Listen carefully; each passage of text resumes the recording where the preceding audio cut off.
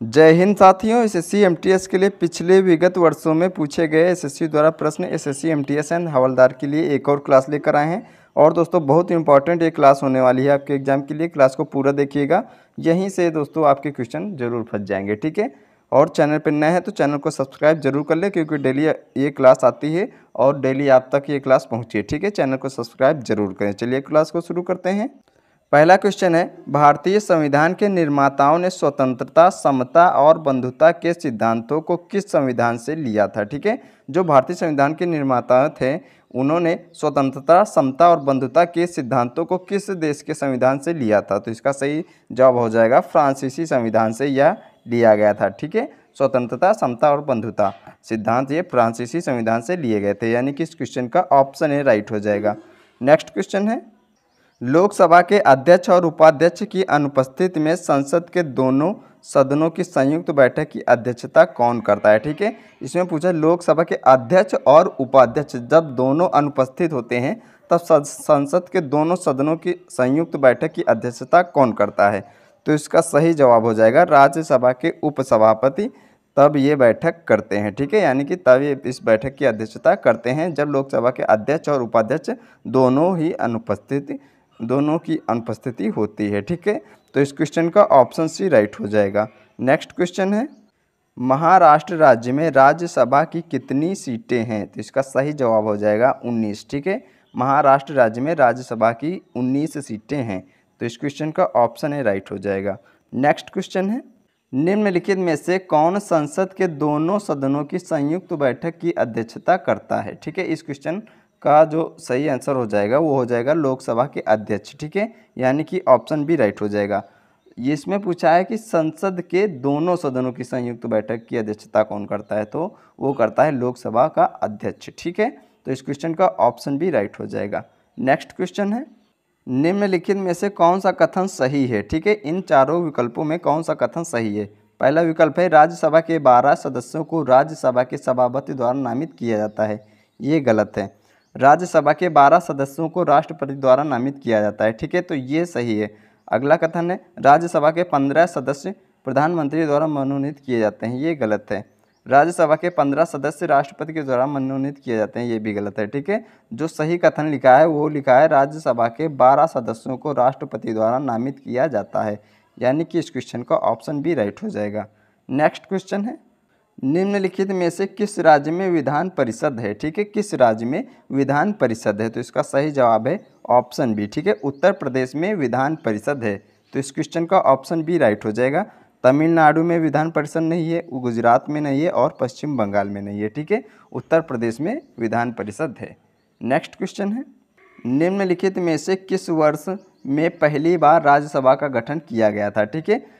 निम्नलिखित में से किस वर्ष में पहली बार राज्यसभा का गठन किया गया था? तो इसका सही जवाब हो जाएगा 3 अप्रैल 1952 को, ठीक है। 3 अप्रैल 1952 को राज्यसभा का गठन पहली बार किया गया था, तो इसका सही आंसर हो जाएगा ऑप्शन ए। 1952 में इसका राज्यसभा का गठन किया गया था, ठीक है। इस क्वेश्चन का ऑप्शन ए राइट हो जाएगा। नेक्स्ट क्वेश्चन है, राज्यसभा के कामकाज के संबंध में निम्नलिखित में से कौन सा कथन सही है, ठीक है। कौन सा कथन इन विकल्पों में से सही है? पहला कथन है राज्यसभा हर दूसरे साल भंग होती है, ये गलत है। लोकसभा के विघटन के बाद राज्यसभा भंग हो जाती है, ये भी गलत है। भारत के राष्ट्रपति की सहमति के बाद राज्यसभा भंग कर दी जाती है, ये भी गलत है। तो इसका सही आंसर क्या हो जाएगा? राज्यसभा कभी भंग नहीं होती है, ठीक है। राज्यसभा भंग नहीं होती है, तो इस क्वेश्चन का ऑप्शन डी राइट हो जाएगा।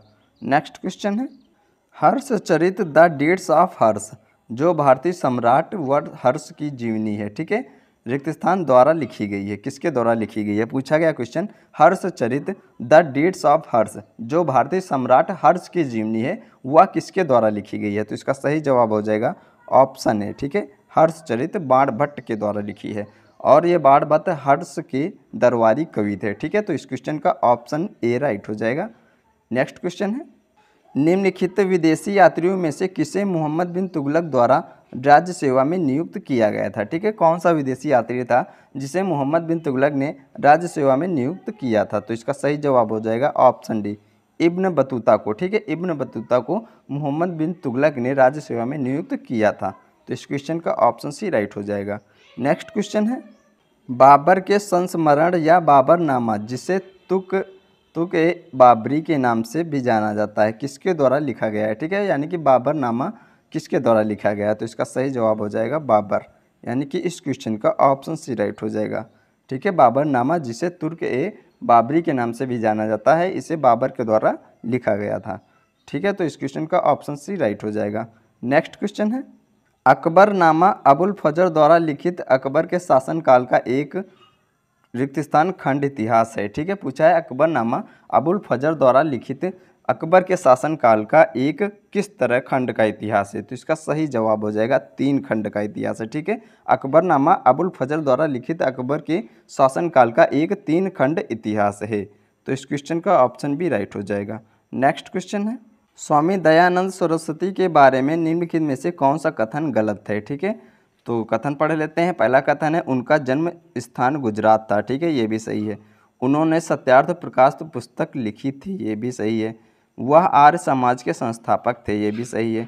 वह ब्रह्म समाज के संस्थापक थे, ये गलत लिखा है। तो इस क्वेश्चन का ऑप्शन डी राइट हो जाएगा। ठीक है, अब ब्रह्म समाज के संस्थापक कौन थे? ब्रह्म समाज के संस्थापक राजा राममोहन राय थे। ठीक है, तो ये तीनों विकल्प इनके लिए मैच करते हैं, यानी कि ये सही हो जाएंगे। और वह ब्रह्म समाज के संस्थापक नहीं थे, ब्रह्म समाज के संस्थापक राजा राममोहन राय थे।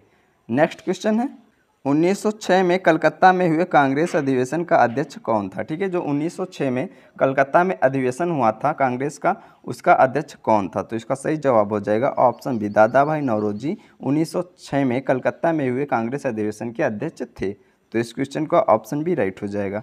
नेक्स्ट क्वेश्चन है, गांधी जी ने सत्याग्रह सभा की स्थापना की थी। ठीक है, गांधी जी ने सत्याग्रह की स्थापना कब की थी? तो इसका सही जवाब हो जाएगा, गांधी जी ने सत्याग्रह सभा की स्थापना सन 1919 में की थी। ठीक है, तो इस क्वेश्चन का ऑप्शन डी राइट हो जाएगा। नेक्स्ट क्वेश्चन है, महात्मा गांधी के द्वारा सत्याग्रह आंदोलन का आयोजन निम्न में से किस क्रम में किया गया था? ठीक है, जो महात्मा गांधी द्वारा जितने आंदोलन किए गए थे सत्याग्रह आंदोलन, उनका क्रम पूछा गया है। ठीक है, तो पहले सबसे हुआ था चंपारण, फिर हुआ था खेड़ा, फिर हुआ था रॉलेट और फिर हुआ था डांडी मार्च। तो इस क्वेश्चन का ऑप्शन सी राइट हो जाएगा। ठीक है, पहले चंपारण सत्याग्रह, फिर खेड़ा, फिर रॉलेट, फिर दांडी मार्च हुआ था। ठीक है, तो इस क्वेश्चन का ऑप्शन सी राइट हो जाएगा। नेक्स्ट क्वेश्चन है, 2 क्रमागत अमावस्या के बीच लगभग रिक्त स्थान दिनों की अवधि होती है। ठीक है, पूछा है 2 क्रमागत अमावस्या के बीच लगभग कितने दिनों की अवधि होती है? तो इसका सही जवाब हो जाएगा 29.5 दिनों की लगभग अवधि होती है। ठीक है, गैपिंग होती है, 2 क्रमागत अमावस्या के बीच लगभग 29.5 दिनों का गैप होता है। ठीक है, तो इस क्वेश्चन का ऑप्शन सी राइट हो जाएगा। नेक्स्ट क्वेश्चन है, निम्न में से किसे भूकंपों के अध्ययन के रूप में जाना जाता है? ठीक है, भूकंपों के अध्ययन के रूप में किसे जाना जाता है? तो सिस्मोलॉजी से भूकंपों का अध्ययन किया जाता है। ठीक है, तो इस क्वेश्चन का ऑप्शन ए राइट हो जाएगा।